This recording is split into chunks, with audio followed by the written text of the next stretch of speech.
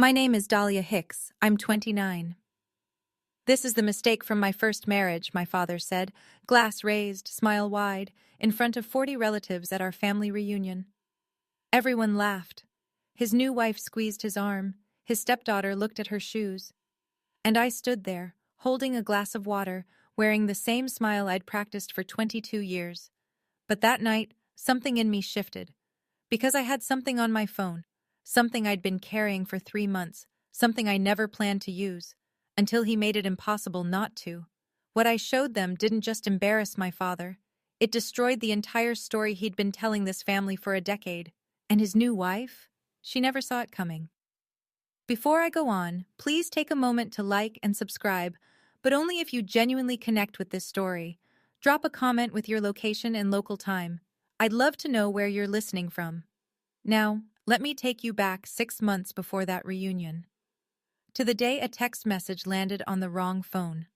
My parents divorced when I was 7. I remember the morning my father left because he didn't take his coffee mug off the counter. My mother washed it, dried it, and put it in a box. She never said a bad word about him, not once. Richard Hicks remarried 2 years later, Vanessa Caldwell. She was younger, polished, and she smiled at me the way people smile at someone else's luggage, politely, briefly, and with the hope that it would be moved soon. She had a daughter from a previous relationship. Megan, blonde hair, quiet eyes, 2 years younger than me. Within 6 months, Megan had my bedroom at Dad's house. Vanessa said it made more sense. Megan was there full-time and I only visited weekends. Then the weekends got shorter. Vanessa would call my mother on Friday afternoons. Richard's exhausted. Maybe next week? Next week became next month. Next month became holidays only. I still tried. Every birthday, I called. Every Christmas, I showed up with a gift wrapped in paper I picked out myself.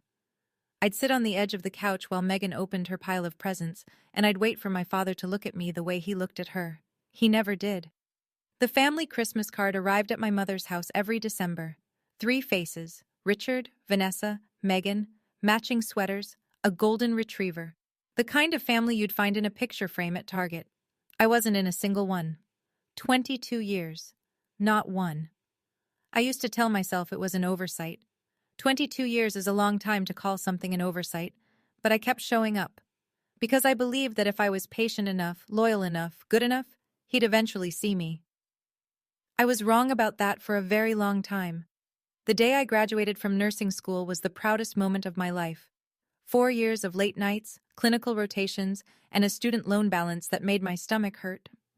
But I did it. Top 15% of my class. I sent my father 2 tickets, front row. I wrote a note on the inside of the envelope. It would mean the world to have you there. He texted back 3 days later. Wouldn't miss it. Graduation morning, I ironed my white dress. My mother drove 90 minutes from her apartment in Richmond. We got there early. She sat in the second row. My father's seats were in the first. The ceremony started. I looked out at the crowd during the processional. My mother was beaming. The 2 seats beside her were empty. I walked across that stage, shook the dean's hand, and smiled for the camera. When I got back to my seat, I checked my phone. No missed calls, no texts. That evening, I scrolled Facebook. There it was, a photo of Richard, Vanessa, and Megan at a college football game. Megan in a foam finger, Vanessa in sunglasses. My father with his arm around both of them. Posted 3 hours before my ceremony. He hadn't forgotten. He'd chosen. My mother found me on the porch that night, still in my white dress, mascara on my wrists. She sat beside me and said, "Honey, stop setting yourself on fire to keep him warm." I heard her. I just wasn't ready to listen. "He's still my dad," I said. She didn't argue. She just held my hand. I didn't know then that his absence at my graduation was the kindest version of what he was capable of. The cruelest was still 6 years away, waiting for me at a long table under string lights. 6 months before the reunion, my phone rang on a Tuesday night. I was halfway through a 12-hour shift in the ER, running on cold coffee and adrenaline. "Dahlia, it's Grandma." Eleanor Hicks, 81 years old, sharp as a scalpel and twice as direct. "You're coming to the reunion this July. I don't care what your father says." I hesitated. Last year, Richard told me the reunion was immediate family only. I found out later from a cousin's Instagram that 35 people had been there. Vanessa posted a group photo with the caption, "The whole Hicks family together." I wasn't in it, because I wasn't invited. Grandma, I don't know if... You are a Hicks. That's not something he gets to decide. The way she said it, steady, certain, like she was reading from something older than all of us. I couldn't say no. Okay, I'll be there. Good.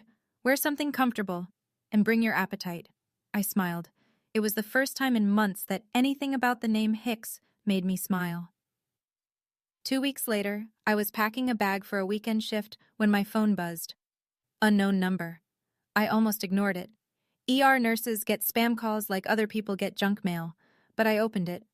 Hey babe, V said Richard's gonna do the family thing again this summer. You gonna come watch the show? I read it 3 times. V Vanessa. The family thing. The show. The message wasn't meant for me. Someone, a man, based on the tone, had the wrong number. Or rather, he had what used to be my number. The one I gave up at 18.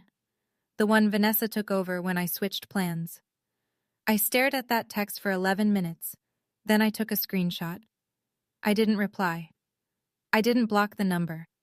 I just saved it and put my phone face down on the nightstand. For 2 weeks, I told myself it was nothing. A friend of Vanessa's, an inside joke I didn't understand. Maybe the show was a barbecue theme, and I was reading too much into an emoji. Then the second message came. Same number. No text this time, just a photo. Vanessa at a restaurant I didn't recognize. A man across from her. Their hands were intertwined over a basket of bread. His thumb was tracing her knuckle. She was laughing with her head tilted back, the way people laugh when they've forgotten anyone might be watching. The man wasn't my father. Below the photo. Miss you already. Tuesday can't come soon enough.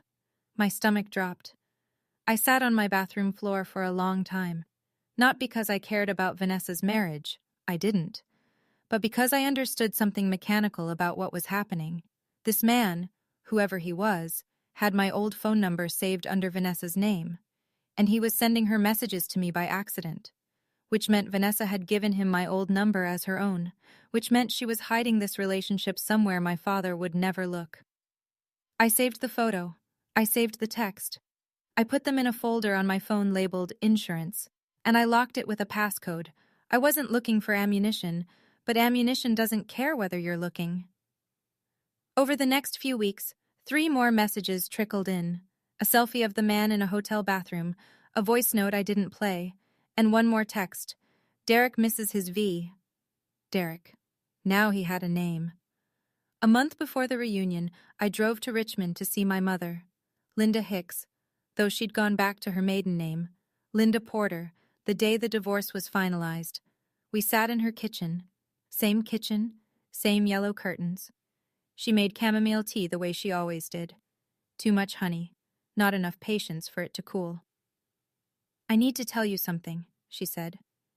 And I need you to hear it without getting upset. I set down my mug.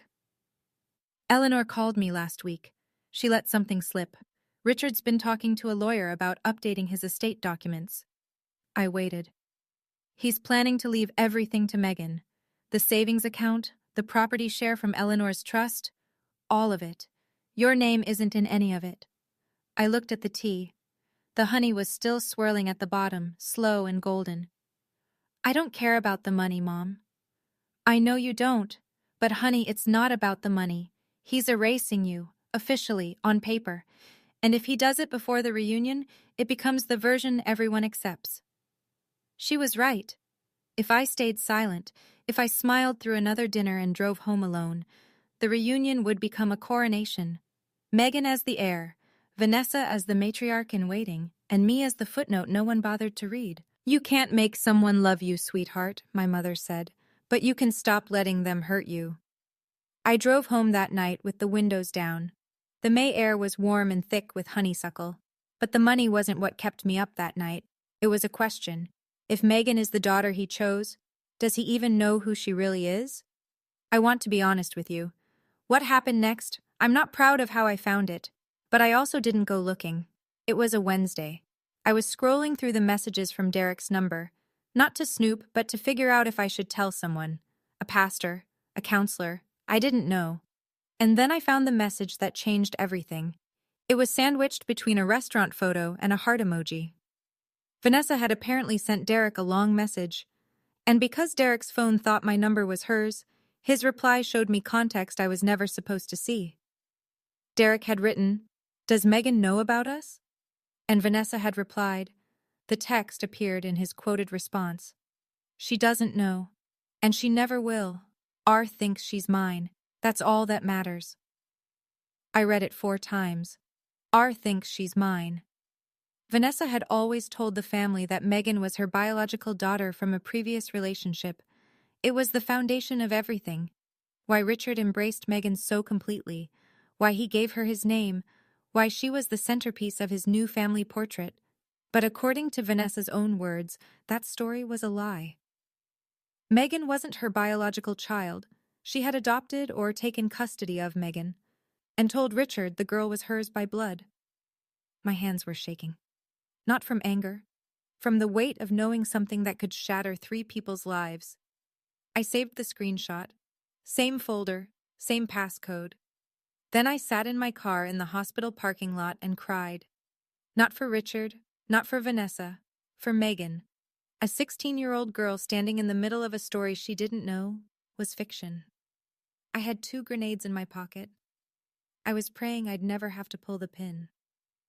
July 14th. I pulled onto the gravel drive of Eleanor's farm outside Charlottesville at 9 in the morning. The tires crunched slow and loud, the way footsteps sound in a library. The farm was everything a Virginia postcard promises. White clapboard house with a wraparound porch, oak trees older than the county. A long table had already been dragged out to the side yard, and someone had strung lights between the walnut trees, the kind that don't turn on until dusk, when everything looks softer than it is. Eleanor was on the porch in her wicker chair, a glass of sweet tea sweating in her hand. "You're early," she said. "You told me to bring my appetite. I figured I'd earn it." She smiled. I helped her carry platters out to the table. We laid down checkered cloth, set out mason jars with wildflowers, and arranged 40 place settings. 40 forks, 40 knives, 40 napkins folded into triangles. At one point, she grabbed my wrist. Her grip was softer than it used to be, but her eyes weren't. "Whatever happens today, you hold your head up." I didn't know what she meant. Or maybe I did. Cars began arriving around noon. Uncles I hadn't seen in years. Cousins with new babies. Great Aunt Patricia with her famous corn pudding and her famous opinions. Then, at 1:15, a black Lexus pulled in. Vanessa stepped out first. Floral wrap dress, oversized sunglasses, hair blown out like she was walking a carpet. Megan followed in a white sundress, and Richard emerged last, straightening his collar, placing one hand on Vanessa's back and the other on Megan's shoulder. A family portrait, walking. He passed me on the porch without stopping. A glance, a nod. "Oh, you came." 2 words, no hug, and every cousin on that porch heard them. Vanessa worked the crowd the way a campaign manager works a fundraiser. Every handshake had a purpose. Every compliment had a direction. "Have you met our Megan?" she said to Uncle Bill, steering the girl forward by both shoulders. "Top of her class at St. Catherine's. She's looking at pre-law." Megan smiled on cue, a trained smile, the kind that starts and stops at the mouth. When Aunt Patricia turned to me and said, "And Dahlia, sweetheart, what are you up to these days?" Vanessa was there before I could open my mouth. "She's a nurse, night shifts, I think." Vanessa placed a hand on her chest. "Bless her heart. If you're not from the South, you might think that's a compliment. It's not. Bless her heart is a silencer with a ribbon on it. It says, 'Isn't that sweet? Isn't that small? Now let's move on.'" Patricia's smile stiffened. D. Ruth, standing near the lemonade table, lowered her sunglasses and watched Vanessa walk away. Eleanor, from her porch chair, didn't blink. I poured myself a glass of water and said nothing. I was used to this. I'd been the background character in the Richard Hicks show for 22 years. One more afternoon wouldn't kill me, or so I thought. It was Cousin Jake who pulled me aside near the oak tree. "Hey, Dahlia, can I ask you something?" "Sure." He leaned in. Is it true your dad's cutting you out of Grandma's side too? Vanessa was telling Aunt Carol about it last night. The water in my glass went still. Not because of the news, I already knew, but because Vanessa had been campaigning. She'd been laying groundwork, telling the family before I could. This wasn't carelessness. This was a strategy. The speech came after the brisket. It's a Hicks tradition. The eldest son stands up after the main course, taps his glass, and says a few words about family. My grandfather started it. My father inherited it the way he inherited everything, by assuming it was his right. Richard pushed his chair back and stood. The legs scraped the flagstone, and 40 conversations dropped to a murmur. I want to talk about family, he began. He was good at this. The pauses, the eye contact, the practiced warmth. About what it means to be a Hicks. About loyalty. About legacy. He placed his hand on Megan's shoulder. I want to introduce someone, my real daughter. Megan stood, blushing. Richard listed her accomplishments: honor roll, student council, volunteer work at the animal shelter. Each one landed like a medal pinned to a uniform. The table applauded. Vanessa touched her collarbone like she might cry. Then someone, I think it was Uncle Bill, said, "What about Dahlia?" Richard looked at me the way you look at a receipt you forgot to throw away. Oh, Dahlia, he chuckled. She's the mistake from my first marriage. He laughed first, the way a host laughs at his own joke to give the audience permission, and they followed. Not everyone. Patricia didn't. Ruth didn't. Eleanor set her fork down with a sound like a period at the end of a sentence, but enough of them laughed, enough to fill the air, enough to make it real. Vanessa squeezed Richard's arm. Megan looked at the grass, and I stood there, water in my hand, face perfectly still, while 40 people decided that my father's cruelty was a punchline. 40 people, and not one of them said a word. Not yet. There's a sound the world makes when it stops pretending. It's not loud, it's the opposite. It's the silence between the laughter dying and the next fork hitting a plate. A silence shaped like a held breath. That's the sound I heard. The string lights blinked on. Dusk had come without my noticing. The citronella candles on the table threw shadows that wobbled in the breeze. Someone refilled a glass. Someone complimented the cobbler. The evening went on, but inside me, a 22-year-old dam was cracking. I looked down at my phone in my pocket. I could feel it against my thigh, the weight of 3 months of screenshots, a folder called insurance, and a truth that didn't belong to me but had landed in my lap anyway. I looked at Megan across the table. 16, picking at a biscuit. She hadn't asked for any of this. She wasn't the villain. She was a prop that Vanessa dressed up and Richard displayed because she fit the story he wanted to tell. I looked at Eleanor. She was watching me from her chair at the head of the table. Her eyes were sharp and bright, like 2 lit windows in a dark house. She gave me the smallest nod. Not a nod that said do something, a nod that said I'm here. I touched the edge of my phone but didn't pull it out. Not yet. There's a difference between keeping the peace and losing yourself. I'd been confusing the two for 22 years. Keeping the peace meant swallowing my name when he mispronounced it. Losing myself meant standing in a yard full of my own blood relatives while they laughed at the word mistake and I said nothing. I wasn't going to start a war, but I wasn't going to stand here and be erased. Ruth found me near the hydrangeas. I was pretending to admire them. She wasn't pretending anything. That was disgusting, she said. No preamble. Ruth Hicks Brennan didn't do preambles. She did opening statements. I'm fine, Aunt Ruth. No, you're not, and you shouldn't have to be. She crossed her arms. Ruth was 48, 5'3", and had once made a real estate developer cry in a deposition. She wore linen trousers and reading glasses on a chain, and she looked at the world like it was a contract she hadn't finished reviewing. Can I ask you something? She said. Sure. Did your father tell you he asked me to revise his estate plan? Mom mentioned it. Ruth's jaw tightened. I refused. Something about Vanessa's paperwork didn't add up. Dates that didn't match. A custody document that referenced a county I couldn't verify. My heartbeat shifted. I kept my face neutral. 22 years of practice. What do you mean? I mean I'm a lawyer, and lawyers notice things. She paused. I told Richard he needed to get Vanessa's documents independently verified before I'd touch anything. He told me I was being difficult. Then he found another attorney. She looked at me sideways. Dahlia, if you know something, anything, about that woman, now would be a good time to decide what you want to do with it. I met her eyes.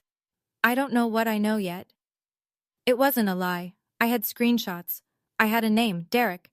I had a message that said R thinks she's mine. But I didn't have proof in the legal sense. I had pieces of a picture I wasn't sure I wanted to assemble.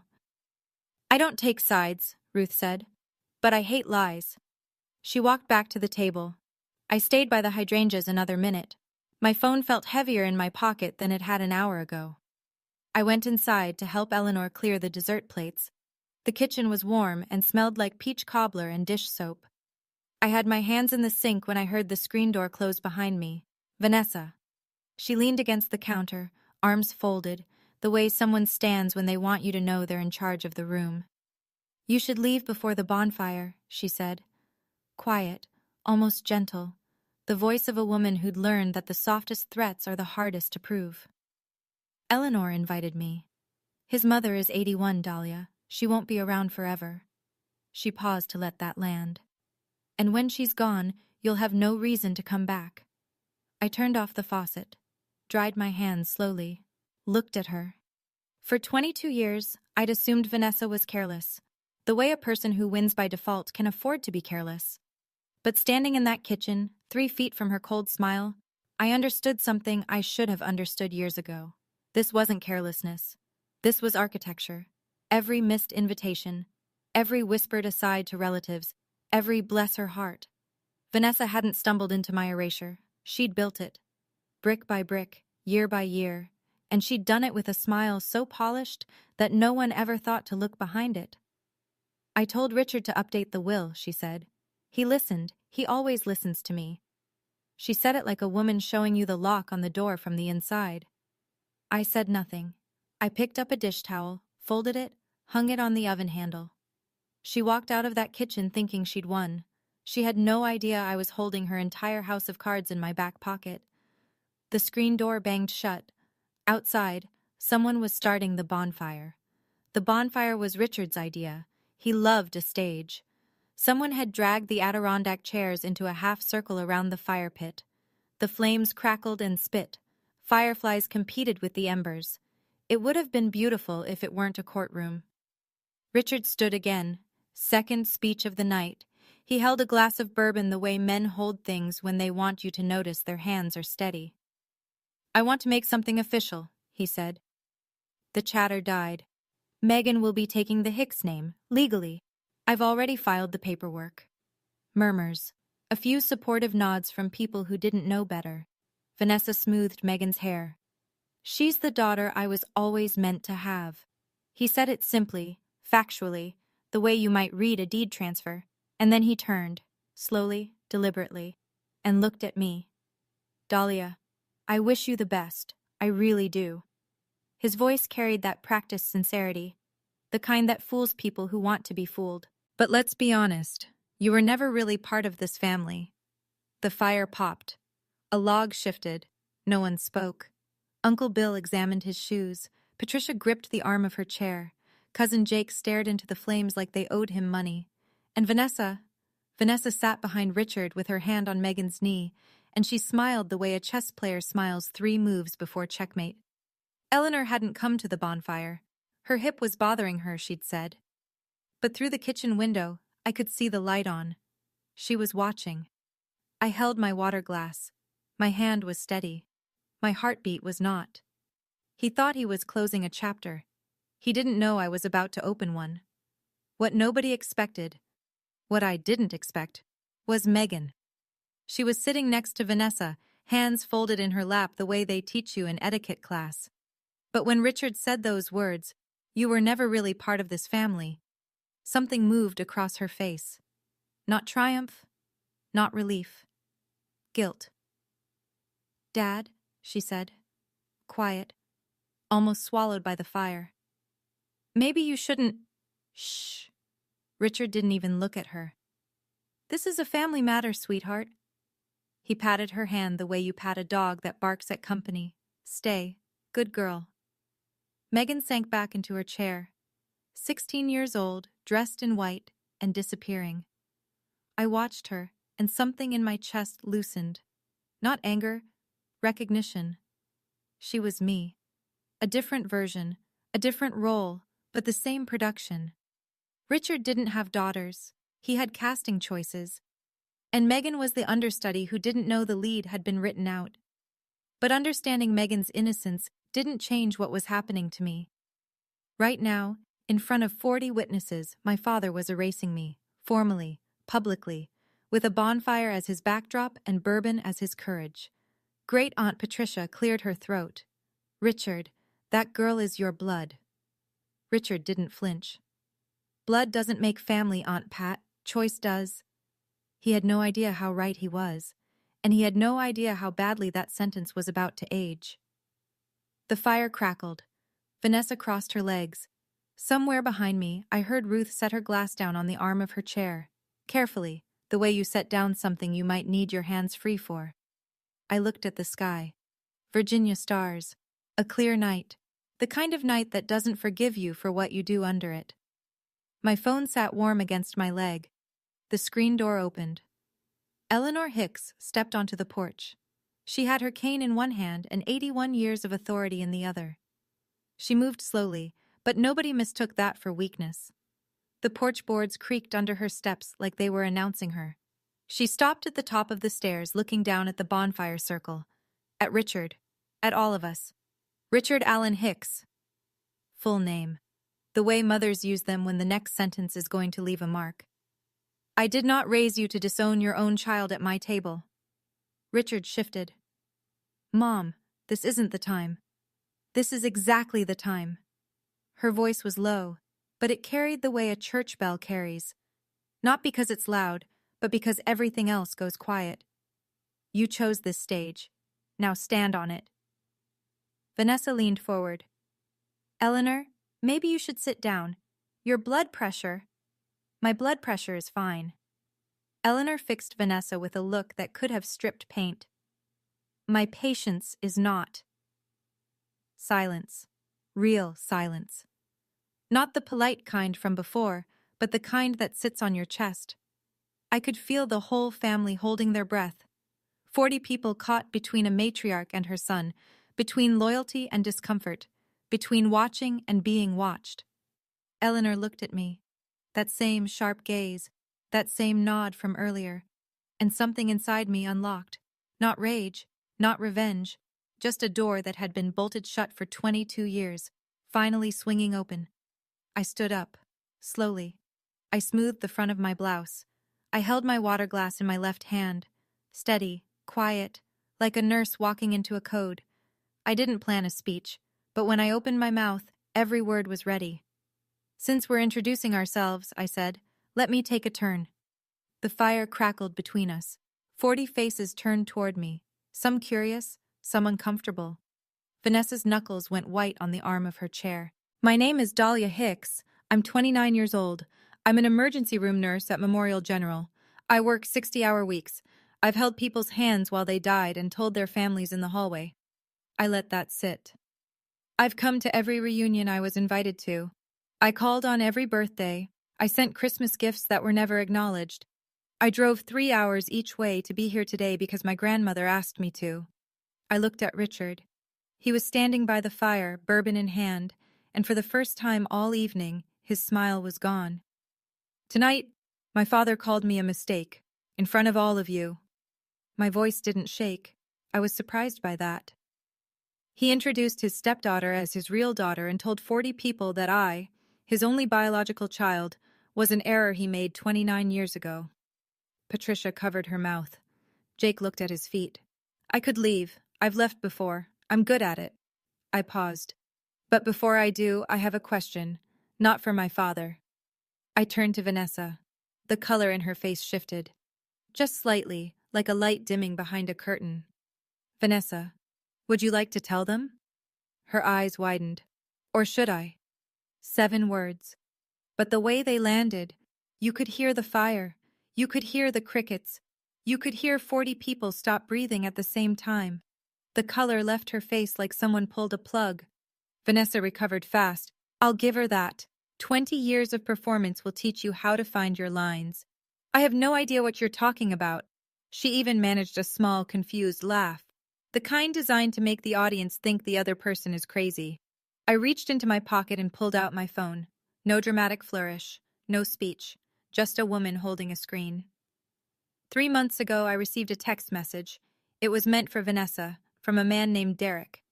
I didn't read it aloud. I didn't hold it up like evidence in a courtroom. Instead, I turned the screen toward Ruth, who was sitting 3 chairs to my left. Ruth took the phone. She read. Her expression didn't change at first. And then it did. A small tightening around the jaw. A slow exhale through the nose. Richard, she said. Calm, professional, the voice she used in depositions. You need to see this. Richard scoffed. What is this, an ambush? Look at the phone, Richard. He took it. I watched his eyes move left to right, then stop. The bourbon glass tilted in his hand. A drop ran down the side. Vanessa stood up. Those are fake. She fabricated them. Her voice cracked on the last word. Fabricated. It's a big word to throw at someone when your hands are shaking. The number is still active, I said. You can call Derek right now. Area code 757. He'll pick up. I said it the way I tell a patient's family the test results. Clear, simple. No editorializing. Richard looked at me, then at Vanessa, then back at the phone. The bonfire popped. A shower of sparks rose and vanished. Nobody moved. Richard's voice came out low, the kind of low that happens when a man is choosing between fury and collapse. Who the hell is Derek? Vanessa didn't answer the question. Instead, she pivoted. The way she always pivoted. She turned to the family, tears already forming, arms open in appeal. She's doing this to destroy us. Can't you see? She's always been jealous, always resented Megan. Richard. Ruth stood. She didn't raise her voice. She didn't need to. The timestamps are consistent across 3 months. The photos are geotagged. This isn't fabricated. The phone was being passed now. Uncle Bill read it and set it down like it burned. Cousin Jake looked at the screen, then at Vanessa, then back again. Great Aunt Patricia held the phone at arm's length. She'd forgotten her reading glasses, but she saw enough. The murmuring started. Not loud, just the rustle of 40 people recalculating everything they thought they knew about Richard Hicks's perfect second act. Vanessa was crying now, full tears, the kind that come with sound. This is my family. You can't take that from me. But the tears landed wrong. They landed the way tears land when you've watched someone perform sincerity all day. You start to wonder which version is the act. Eleanor sat on the porch, still, watching. She didn't look surprised. Richard turned to me. His jaw was tight. His eyes were glassy. You planned this. I shook my head. No, you gave me a reason tonight. My voice was steady. My hands were not. But that was okay. Courage doesn't mean your hands don't shake. It means you speak anyway. And I wasn't done. Because that wasn't the grenade he should have been worried about. Vanessa was still crying when she made her mistake. Fine, she said, wiping her face with the back of her hand, makeup smearing across her cheekbone. Fine, I made a mistake, but that doesn't change anything. Megan is still our daughter. She's still Richard's. She almost said family, but she didn't finish, because I was already talking. Megan. The girl looked up. She was sitting rigid in her white sundress, gripping the seat of her chair with both hands, knuckles bloodless. I'm sorry, I said, softly, the way I speak to patients who are about to hear hard news. You don't deserve any of this. Then I turned to Richard. You said blood doesn't make family. Choice does. I let his own words sit in the air between us. So here's a choice. Ask your wife who Megan's biological mother is. The fire had burned down to embers. The light was low and orange and honest. Richard blinked. What? Vanessa lunged forward. Don't you dare! In her own messages, I said, Vanessa wrote to Derek, and I'm quoting, she doesn't know. R thinks she's mine. That's all that matters. I didn't shout it. I didn't need to. The words moved through the circle like a wave through still water, slow, wide, and impossible to stop. Richard turned to Vanessa. She was shaking her head. No words, just the head, moving side to side, like a metronome winding down. Megan stood up. Her chair scraped the stone. "Mom," she said. One word, one syllable. All the questions in the world packed into 3 letters. Vanessa couldn't look at her.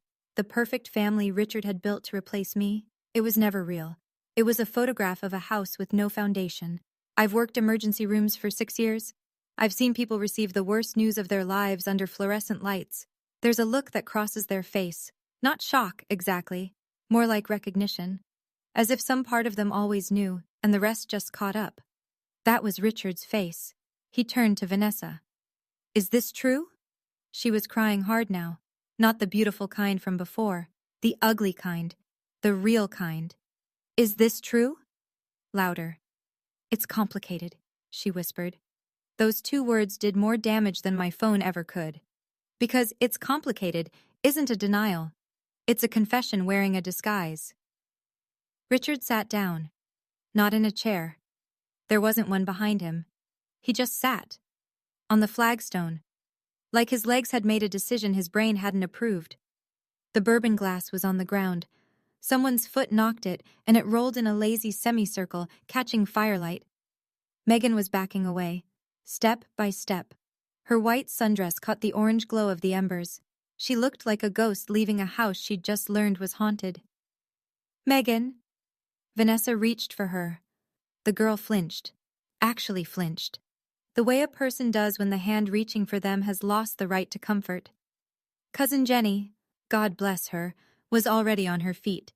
She put an arm around Megan's shoulders and guided her toward the house. No words, just presence. Sometimes that's enough.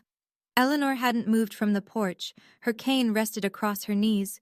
Her face was still, but her eyes held the look of a woman who'd watched a building she'd warned everyone about finally come down. "Is this true?" 3 words. His whole world, in 3 words. And no one at that table could help him hold it up anymore. Ruth let the silence do its work for exactly 10 seconds. Then she stood. "Richard," her voice was the calmest thing in that yard. "As your sister, I'm sorry you're hearing this. As a lawyer, I need to say something." Richard looked up from the ground. His face was blank. The kind of blank that comes after a system crash, when the screen is still glowing but nothing's running behind it. "The estate documents you filed, the ones you wanted me to revise, were based on the assumption that Megan is Vanessa's biological daughter. If that information is inaccurate, those documents may need to be reviewed." "Ruth," Vanessa started, "you can't just—" "I'm not finished." Ruth didn't raise her voice. She didn't need to. If false information was provided in legal paperwork, custody documents, for instance, that's not a family matter. That's a legal matter. The word legal moved through the group like a cold draft. Uncle Bill straightened. Patricia set her jaw. Even Cousin Jake, who'd been silent for 20 minutes, looked up. Vanessa's composure, what was left of it, collapsed. "You can't do this to me." "I'm not doing anything to you, Vanessa." Ruth folded her arms. "The truth is—" I stood to the side, silent. I didn't add to it. I didn't stack on. The machinery of consequence was turning on its own now, and it didn't need me to push. Richard was staring at the space between his shoes. His perfect second family, his clean narrative, his escape from the mistake of his first marriage, all of it, exposed. Not by enemies, but by the truth he'd chosen not to look for. I felt no triumph, just the strange hollow calm that follows an emergency after the sirens stop. I could have left then. Nobody would have blamed me. The job was done. The truth was out. I could have walked to my car and driven home in silence. But I needed to say one more thing. Not for them. For me. I turned to Richard. He was still on the ground, but he'd pulled himself onto the edge of a chair. He looked smaller than I'd ever seen him. "Dad." He flinched at the word. "Good. I didn't come here to humiliate you." His eyes met mine for the first time all evening. Really met them. Not the glance and dismiss from the porch, not the smirk from the speech. This time, he saw me. "I came because Grandma invited me, because I'm a Hicks, because I've spent 22 years trying to earn something that should have been free." My voice stayed level, steady, the way I've trained it to be at 3 a.m. in a trauma bay when everything is going wrong and the only thing keeping the room together is the person who refuses to fall apart. You called me a mistake. In front of everyone I share blood with. Tonight. He opened his mouth. I shook my head. I'm not asking for an apology. I'm not asking for money. I'm not asking for a place in your will or your Christmas card or your family portrait. I set my water glass on the arm of Eleanor's chair. I'm telling you this. This is the last time you get to define who I am. I straightened my shoulders. From now on, if you want me in your life, you come to me, with honesty, not performance. I turned and walked toward the porch. Behind me, the fire crackled low. Eleanor's hand found mine as I passed her chair. That's my granddaughter, she said, loud enough for all 40 of them to hear. Vanessa left first. She gathered her purse, grabbed Megan's cardigan from the back of a chair, and marched toward the Lexus without looking at anyone. Her heels punched the gravel like punctuation marks in a sentence she'd lost control of. Megan was already in the house with cousin Jenny. When Vanessa reached the front door, Jenny appeared in the frame. She wants to stay, Jenny said, quiet but firm. Vanessa opened her mouth, closed it, then turned and walked to the car alone. The engine started. The headlights swept across the yard, catching the faces of relatives who looked away. Tires on gravel. Then silence. Richard stayed. He sat in that chair by the dead fire while the family moved around him like water around a stone. Some people left with quick goodbyes and quicker steps. Others lingered. It was the lingerers who surprised me. Uncle Bill came over first. He shook my hand. Not with words, just the handshake. Patricia followed, and she had plenty of words. Your mama raised you right, sweetheart. She held both my hands and looked at me the way nobody in that family had looked at me in years. Directly. Cousin Jake. I always liked you better anyway. He said it with a half smile, but his eyes were serious. 3 of my second cousins, women I'd met maybe twice, found me on the porch and said variations of the same thing. We should have said something sooner. Maybe they should have, but I wasn't keeping score anymore. Eleanor invited me to stay the night. The guest room was already made up. Sheets turned down, water on the nightstand. She'd prepared it before I arrived. Maybe before I'd even said yes. I lay in that room and listened to the Virginia night through the open window. Crickets, a barn owl, the sound of an old house settling. I didn't cry, I was too tired for that. But I didn't sleep either. 1 week later, the fallout was measurable. Richard and Vanessa fought for 3 days straight. The neighbors on their street in Arlington could hear it through the walls. I know because cousin Jake lived 2 blocks over and told me. On the 4th day, Vanessa packed 2 suitcases and moved into a hotel. By the following Monday, Richard had called Ruth. Not to apologize, not to talk about me, to ask her, in a voice she described as 10 years older than the week before, to review his estate documents again. Ruth agreed. On one condition, Dahlia's name goes back in. Not because Dahlia asked, because Eleanor demanded it, and Eleanor was still the one whose signature held the trust together. The family grapevine moved fast. Within days, the reunion story had traveled through every branch of the Hicks family tree. The version varied depending on who told it, but the core was the same. Richard's perfect second act was a lie, and the daughter he called a mistake was the one who told the truth. Vanessa's Facebook went dark.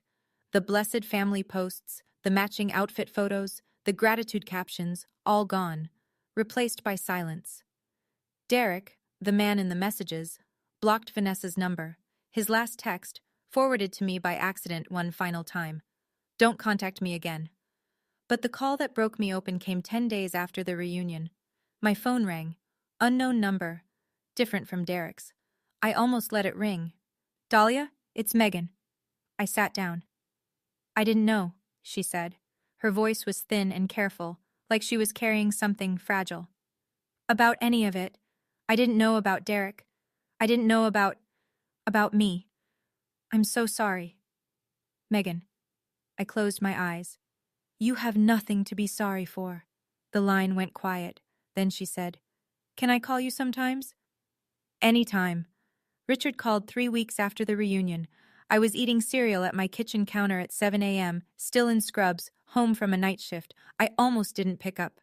The old Dahlia would have lunged for the phone, would have rehearsed her opening line, would have hoped again that this was the call where everything changed. I picked up on the 5th ring. I didn't rehearse anything. Dahlia. Hi, Dad. Silence. The kind that happens when a man calls with something to say and realizes he doesn't know the words. I messed up. His voice was raw, not the polished voice from the reunion, not the speech voice. Something underneath, unpracticed and rough like a muscle he hadn't used in years. I know that. I waited. I've learned that silence, when you let it work, will tell you everything about who's on the other end of it. I don't know how it got this bad. It got this bad because you let it, Dad. More silence. What do you want me to do? He asked. I thought about that. I thought about 22 years of Christmas cards without my face. About a graduation where my seat was empty. About a bonfire where 40 people learned what I was worth to my own father. I want you to sit with what you did, not for me, for yourself. Dahlia, I'm not punishing you. I'm not closing the door, but I'm not going to open it wider just because you knocked. I could hear him breathing. When you're ready to be honest, not just sorry, call me. I hung up, set the phone on the counter, finished my cereal. It was the hardest phone call of my life, and the most necessary. I drove back to Charlottesville one more time that summer. Not for a reunion, just to see Eleanor. The farm was quieter without 40 people on it. Just the oak trees and the porch, and the sound of her wind chimes arguing with the breeze. We sat together and drank sweet tea and didn't talk about Richard for a full 30 minutes. We talked about her garden, about my patients, about a cardinal that kept dive-bombing her mailman. Then she said, "You know, I was angry at you for a long time." I looked at her. Not for what you did at the reunion, for what you didn't do all those years before it. She took a slow sip. You let him treat you like an option, and every time you came back smiling, you gave him permission to do it again. She was right, and it didn't sting the way it would have a year ago. It landed like a diagnosis. Uncomfortable, but clarifying. On the drive home, I rolled the windows down. Virginia in August. Hot air and cicadas and that green smell that sticks to everything. I called my mother. Mom, you were right, all along. I didn't want to be right, honey. I know. We sat with that for a while. Two women on a phone, 100 miles apart, holding the same silence. I thought about what I'd learned. Not the big dramatic lesson that makes a good speech, the quiet one, the one that sits in your bones. I spent 22 years auditioning for a role that was never written for me. 22 years learning lines for a play where my character gets cut in the first act. The bravest thing I ever did wasn't pulling out that phone. It was putting it away and walking off the stage. 3 months after the reunion, I got promoted to charge nurse. My supervisor said I was the calmest person she'd ever seen in a crisis. I laughed. She didn't know the half of it. Eleanor came to visit me that October. She took a car service from Charlottesville, 3 hours each way, because she wanted to see my apartment. She walked through every room, inspected the kitchen cabinets, tested the water pressure, and declared my houseplant optimistic but doomed. Then she sat at my table and said, "This is yours. You built this." That mattered more than any inheritance. Megan started texting me every week. Nothing heavy at first. Memes, homework complaints, a photo of a dog she saw on the bus, normal teenager things, the kind of nothing that means everything when it's new. One evening she texted, "Do you think I'll be okay?" I typed back, "I think you already are." We were building something, not the manufactured bond that Richard and Vanessa had staged for family photos. Something real, something that grew sideways, through cracks, the way stubborn things do. Richard hadn't called again. Some nights I picked up my phone and stared at his name in my contacts. Some nights I almost dialed, but I meant what I said. The door was open. He had to walk through it with something heavier than regret, and I was okay with the waiting. For the first time in my life, I was okay. I hung a new photo on my refrigerator that winter. Not a Christmas card, just a snapshot. Eleanor on my left, my mother on my right, Megan cross-legged on the floor in front of us. 4 women. No matching sweaters, no golden retriever, no performance. I don't need his call to know who I am. I figured that out on my own. If you've ever been the one in your family who was overlooked, replaced, or called a mistake, I see you. You're not a mistake. You never were. If this story spoke to you, drop a comment telling me, what boundary do you wish you'd set sooner? And check the description for more stories like this one. I'll see you in the next one.